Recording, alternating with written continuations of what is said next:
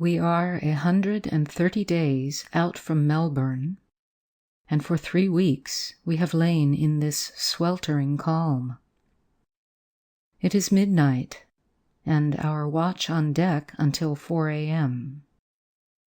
I go out and sit on the hatch. A minute later, Jokey, our youngest prentice, joins me for a chatter. Many are the hours we have sat thus and talked in the night watches, though to be sure it is Jokey who does the talking. I am content to smoke and listen, giving an occasional grunt at seasons to show that I am attentive. Jokey has been silent for some time, his head bent in meditation. Suddenly he looks up, evidently with the intention of making some remark. As he does so, I see his face stiffen with a nameless horror. He crouches back, his eyes staring past me at some unseen fear. Then his mouth opens. He gives forth a strangulated cry and topples backward off the hatch, striking his head against the deck. Fearing I know not what, I turn to look. Great heavens! Rising above the bulwarks, seen plainly in the bright moonlight, is a vast, slobbering mouth, a fathom across. From the huge, dripping lips hang great tentacles. As I look, the thing comes further over the rail. It is rising higher and higher. There are no eyes visible, only that fearful, slobbering mouth set on the tremendous trunk-like neck, which, even as I watch, is curling inboard with the stealthy celerity of an enormous eel. Over it comes in vast, heaving folds. Will it never end? The ship gives a slow, sullen roll to starboard as she feels the weight. Then the tail, a broad, flat-shaped mass, slips over the teak rail and falls with a loud slump onto the deck. For a few seconds, the hideous creature lies heaped in writhing, slimy coils. Then, with quick, darting movements, the monstrous head travels along the deck. Close by the mainmast stand the harness casks, and alongside of these, a freshly opened cask of salt beef, with the top loosely replaced. The smell of the meat seems to attract the monster, and I can hear it sniffing with a vast indrawing of breath. Then those lips open, displaying 4 huge fangs. There is a quick forward motion of the head, a sudden crashing, crunching sound, and beef and barrel have disappeared. The noise brings one of the ordinary seamen out of the forecastle. Coming into the night, he can see nothing for a moment. Then, as he gets further aft, he sees, and with horrified cries rushes forward. Too late. From the mouth of the thing there flashes forth a long, broad blade of glistening white, set with fierce teeth. I avert my eyes, but cannot shut out the sickening glut, glut that follows. The man on the lookout, attracted by the disturbance, has witnessed the tragedy and flies for refuge into the forecastle, flinging to the heavy iron door after him. The carpenter and sailmaker come running out from the half-deck in their drawers. Seeing the awful thing, they rush aft to the cabin with shouts of fear. The second mate, after one glance over the break of the poop, runs down the companionway, with the helmsman after him. I can hear them barring the scuttle, and abruptly I realize that I am on the main deck, alone. So far, I have forgotten my own danger. The past few minutes seem like a portion of an awful dream. Now, however, I comprehend my position, and, shaking off the horror that has held me, turn to seek safety. As I do so, my eyes fall upon Jokey, lying huddled and senseless with fright where he has fallen. I cannot leave him there. Close by stands the empty half-deck, a little steel-built house with iron doors. The lee one is hooked open. Once inside, I'm safe. Up to the present, the thing has seemed to be unconscious of my presence. Now, however, the huge barrel-like head sways in my direction. Then comes a muffled bellow, and the great tongue flickers in and out as the brute turns and swirls aft to meet me. I know there is not a moment to lose, and, picking up the helpless lad, I make a run for the open door.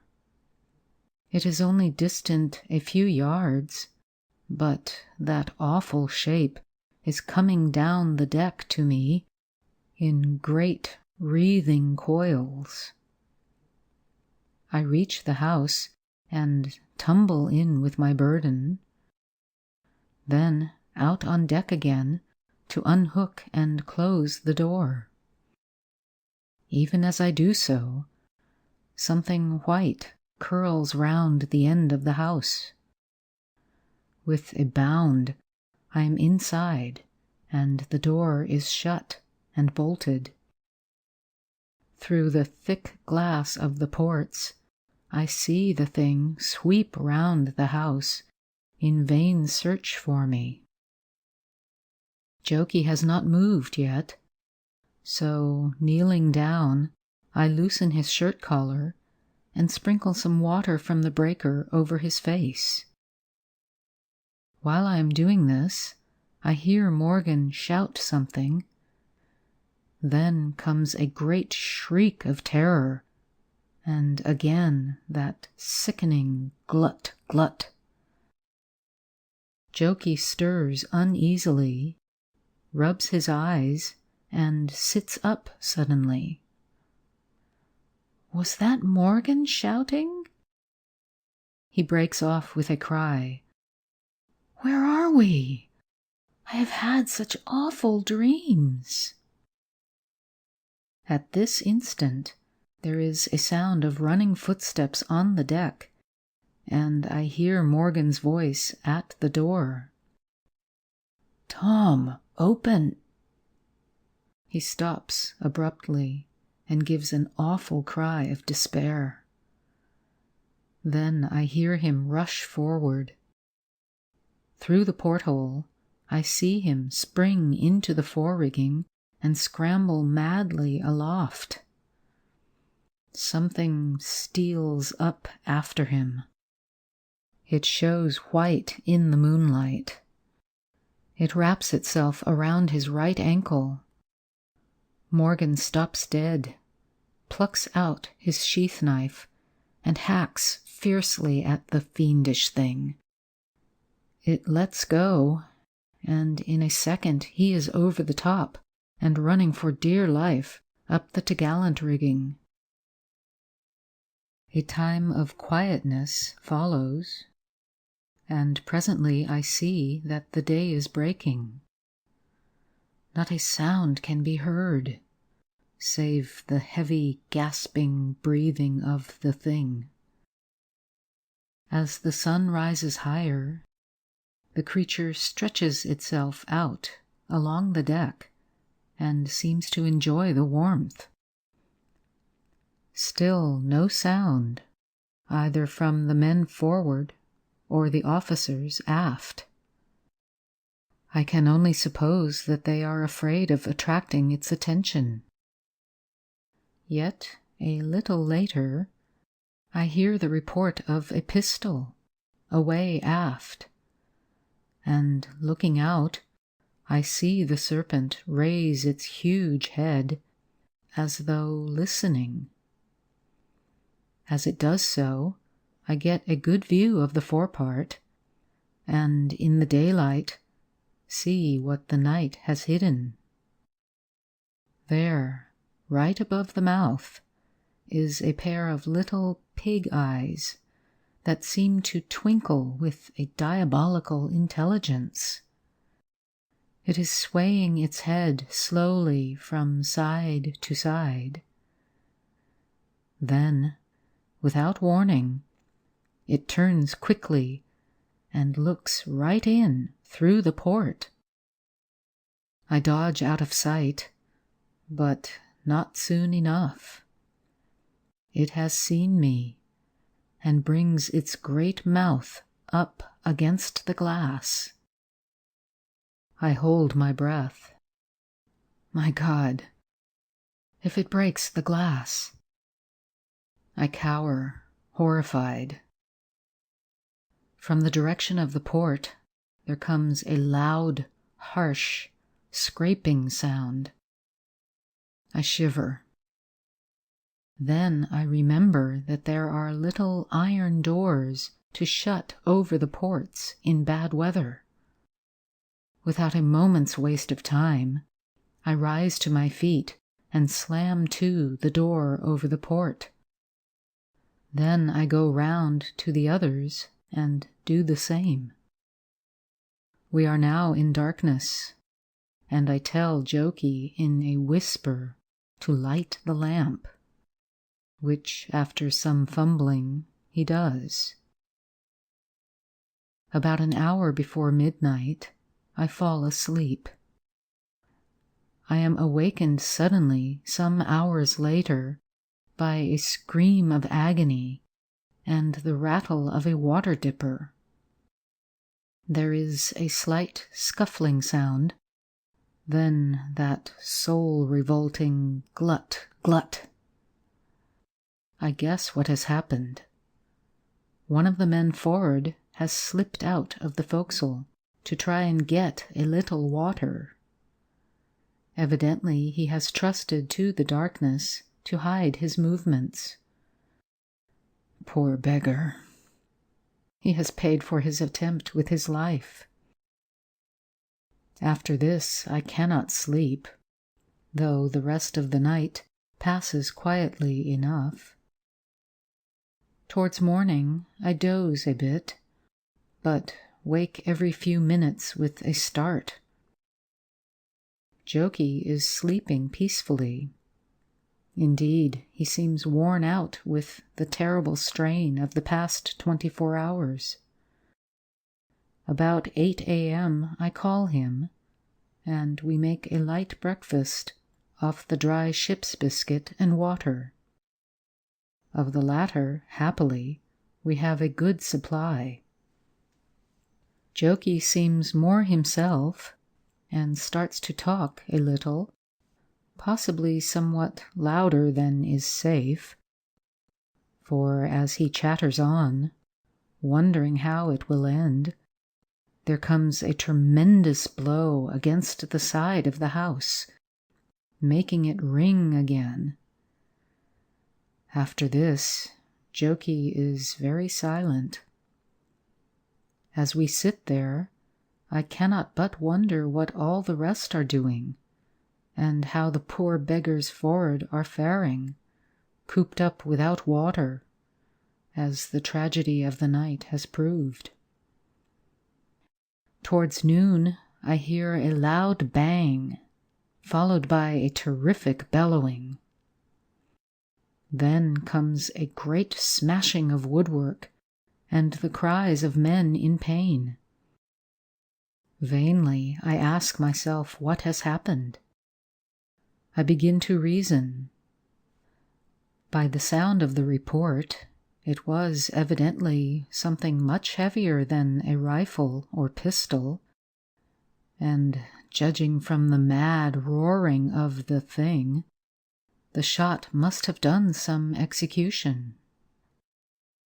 On thinking it over further, I become convinced that by some means those aft have got hold of the small signal cannon we carry, and though I know that some have been hurt, perhaps killed, yet a feeling of exultation seizes me as I listen to the roars of the thing, and realize that it is badly wounded, perhaps mortally. After a while, however, the bellowing dies away, and only an occasional roar, denoting more of anger than aught else, is heard. Presently I become aware, by the ship's canting over to starboard, that the creature has gone over to that side, and a great hope springs up within me that possibly it has had enough of us and is going over the rail into the sea. For a time, all is silent, and my hope grows stronger. I lean across and nudge Jokey, who is sleeping with his head on the table. He starts up sharply with a loud cry. "Hush!" I whisper hoarsely. "I'm not certain, but I do believe it's gone." Jokey's face brightens wonderfully, and he questions me eagerly. We wait another hour or so, with hope ever rising. Our confidence is returning fast. Not a sound can we hear, not even the breathing of the beast. I get out some biscuits, and Jokey, after rummaging in the locker, produces a small piece of pork and a bottle of ship's vinegar. We fall to with a relish. After our long abstinence from food, the meal acts on us like wine. And what must Jokey do but insist on opening the door to make sure the thing has gone? This I will not allow, telling him that at least it will be safer to open the iron port covers first and have a look out. Jokey argues, but I am immovable. He becomes excited. I believe the youngster is light-headed. Then, as I turn to unscrew one of the after covers, Jokey makes a dash at the door. Before he can undo the bolts, I have him, and after a short struggle, lead him back to the table. Even as I endeavor to quieten him, there comes at the starboard door, the door that Jokey has tried to open, a sharp, loud sniff, sniff, followed immediately by a thunderous grunting howl, and a foul stench of putrid breath sweeps in under the door. A great trembling takes me, and were it not for the carpenter's tool chest, I should fall. Joki turns very white and is violently sick, after which he is seized by a hopeless fit of sobbing. Hour after hour passes, and, weary to death, I lie down on the chest upon which I have been sitting, and try to rest. It must be about 2:30 in the morning, after a somewhat longer doze, that I am suddenly awakened by a most tremendous uproar away forward. Men's voices shrieking, cursing, praying.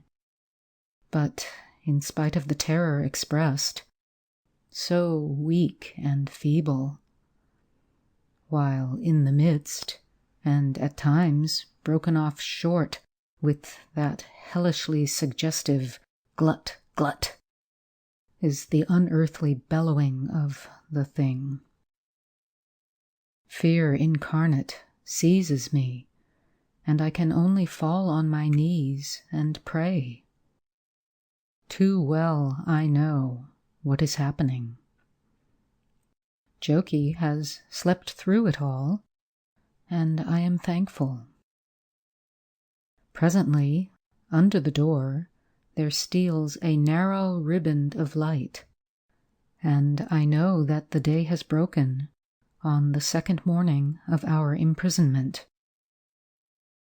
I let Joki sleep on. I will let him have peace while he may. Time passes, but I take little notice. The thing is quiet, probably sleeping.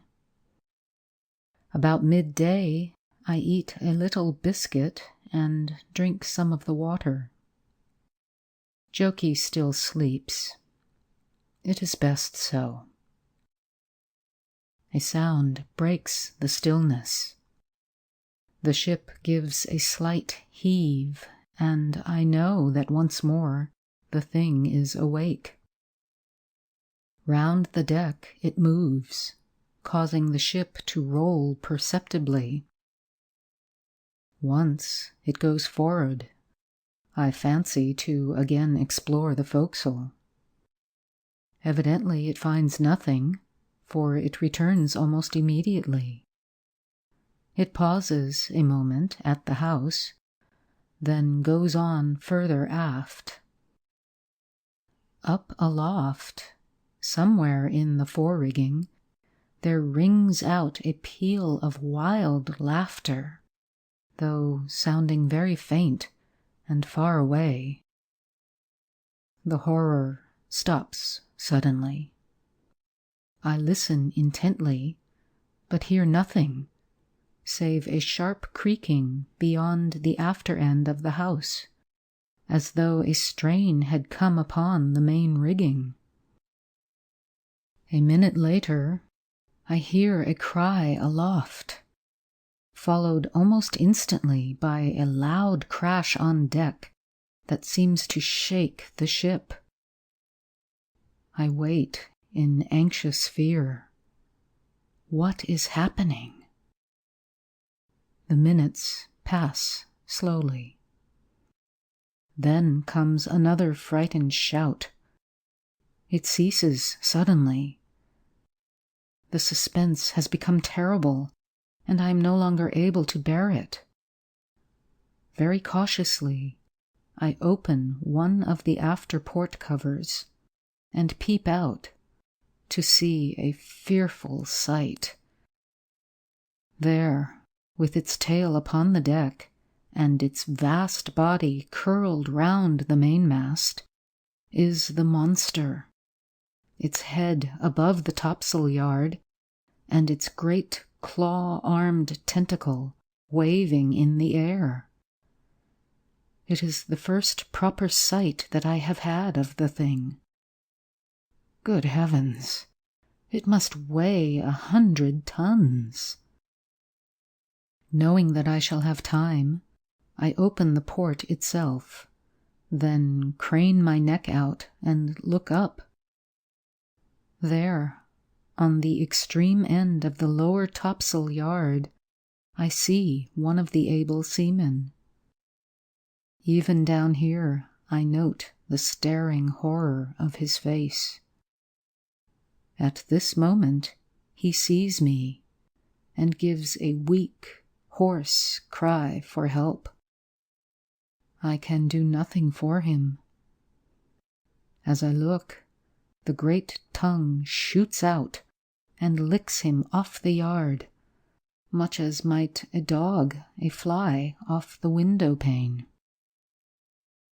Higher still, but happily out of reach, are two more of the men.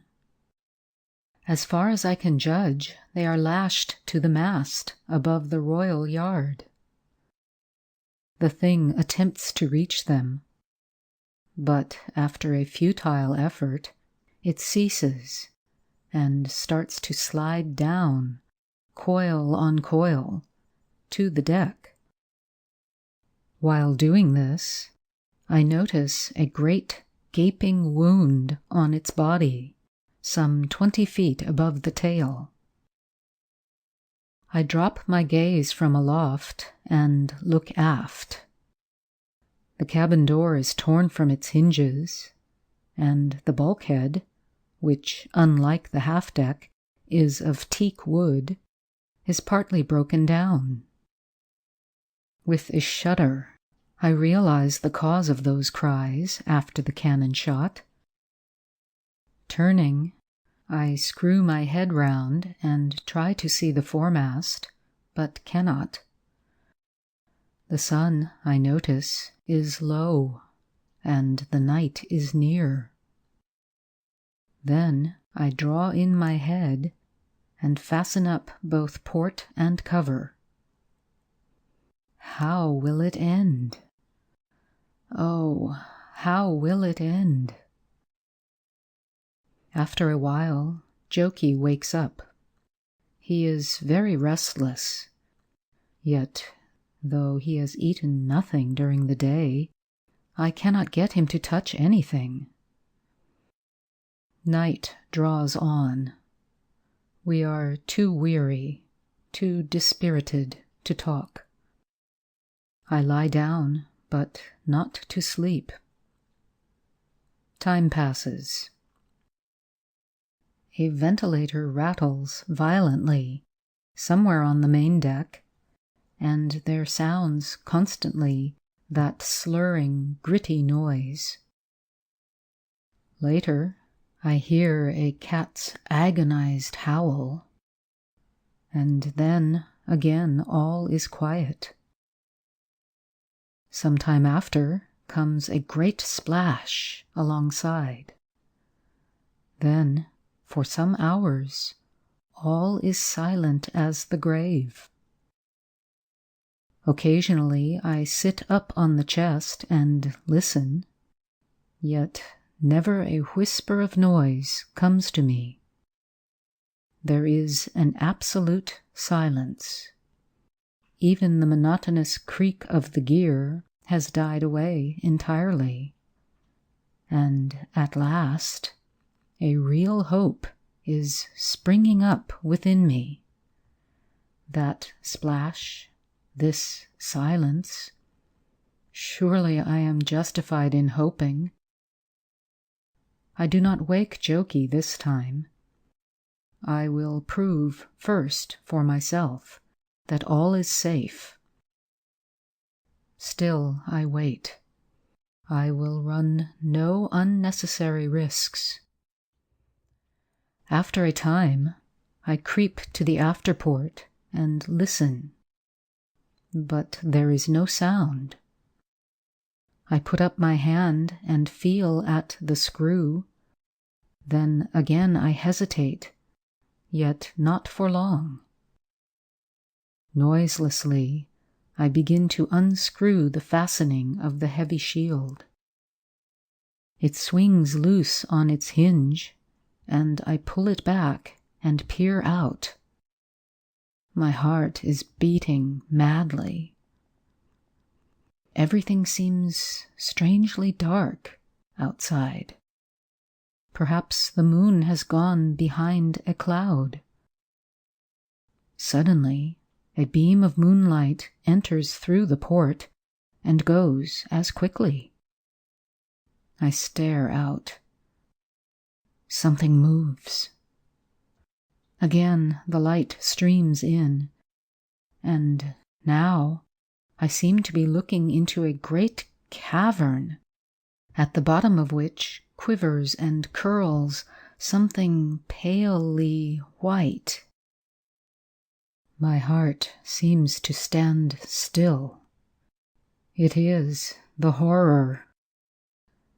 I start back and seize the iron port flap to slam it to.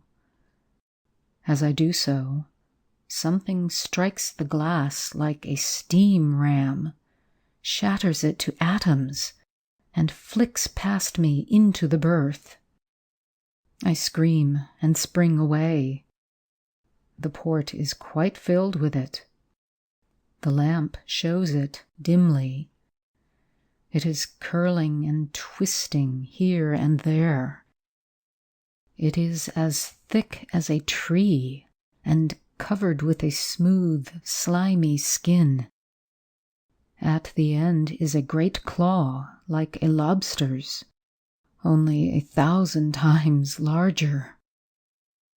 I cower down into the farthest corner. It has broken the tool chest to pieces with one click of those frightful mandibles. Jokey has crawled under a bunk. The thing sweeps round in my direction. I feel a drop of sweat trickle slowly down my face. It tastes salty. Nearer comes that awful death. Crash! I roll over backwards.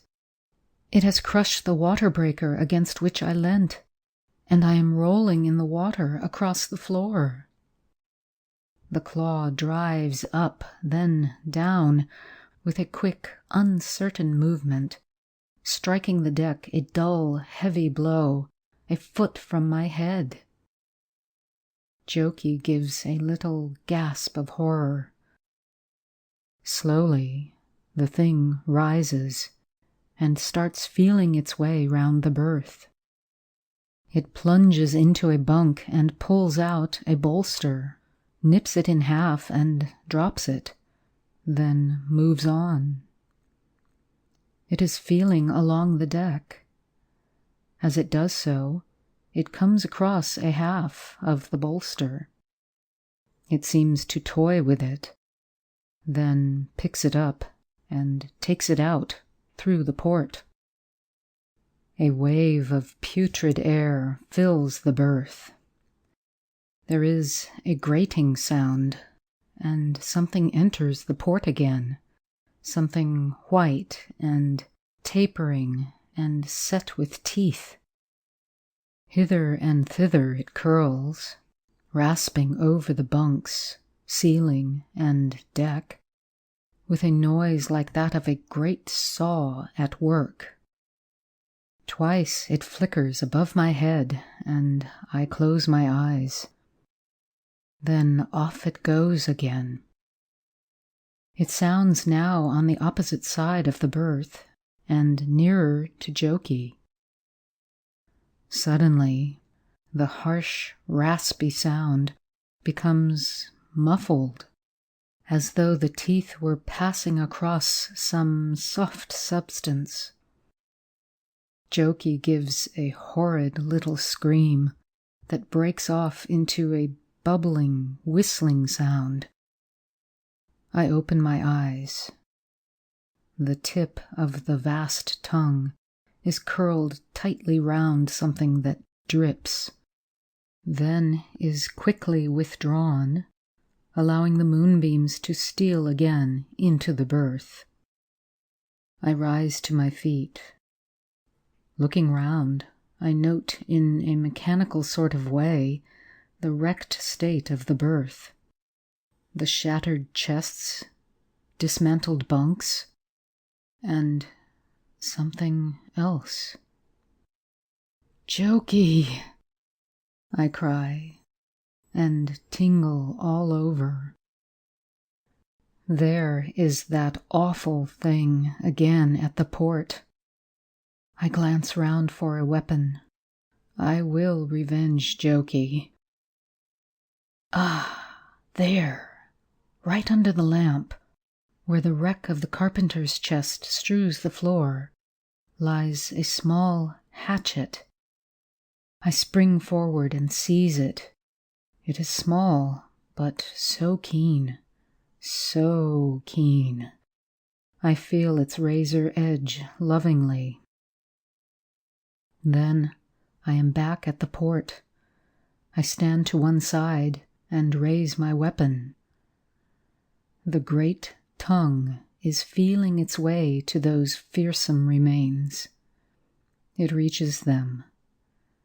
As it does so, with a scream of "Jokey! Jokey!" I strike savagely again and again and again, gasping as I strike.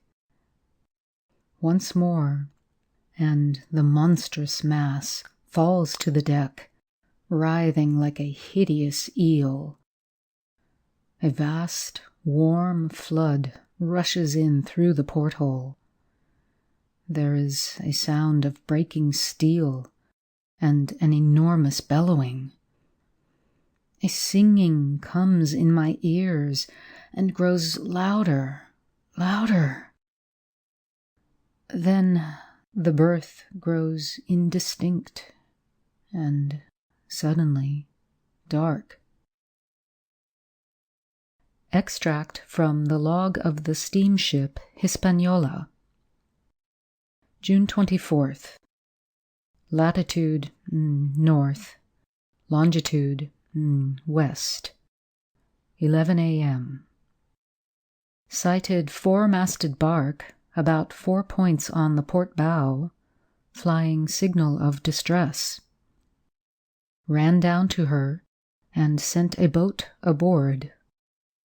She proved to be the Glen Doone, homeward bound from Melbourne to London.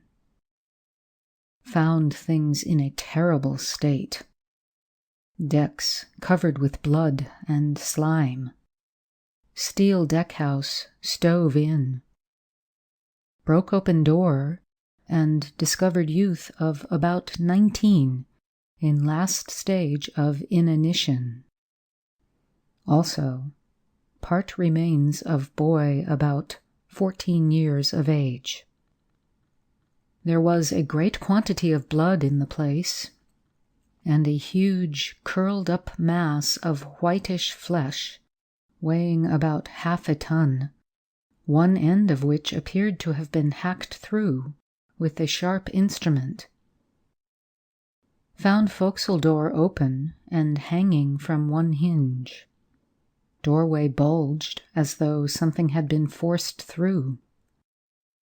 Went inside. Terrible state of affairs. Blood everywhere. Broken chests. Smashed bunks. But no men, nor remains. Went aft again and found youth showing signs of recovery. When he came round, gave the name of Thompson.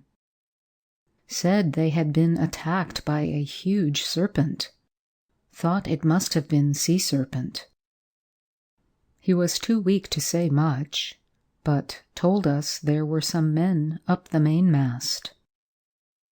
Sent a hand aloft, who reported them lashed to the royal mast and quite dead. Went aft to the cabin. Here we found the bulkhead smashed to pieces, and the cabin door lying on the deck near the after hatch. Found body of captain down lazarette, but no officers. Noticed amongst the wreckage part of the carriage of a small cannon. Came aboard again. Have sent the second mate with 6 men to work her into port. Thomson is with us. He has written out his version of the affair. We certainly consider that the state of the ship, as we found her, bears out in every respect his story. Signed, William Norton, Master, Tom Briggs, First Mate.